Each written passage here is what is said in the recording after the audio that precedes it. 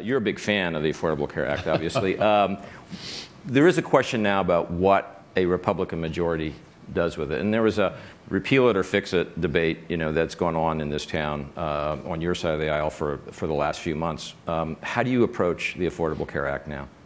I assume you knew he was joking. I think it's the single worst piece of legislation we've passed in at least the last half century, and the biggest step to Europeanize American health care.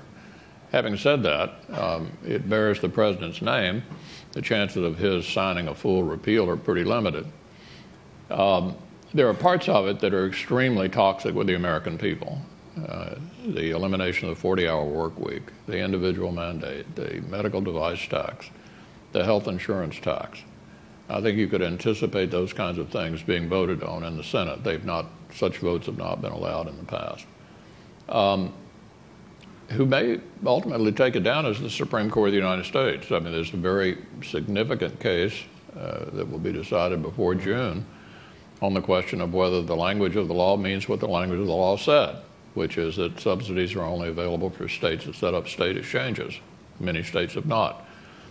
If that were to be the case, I would assume that you could have a mulligan here, a major do-over of the whole thing. That opportunity presented to us by the Supreme Court, as opposed to actually getting the president to sign a full repeal, which is not likely to happen.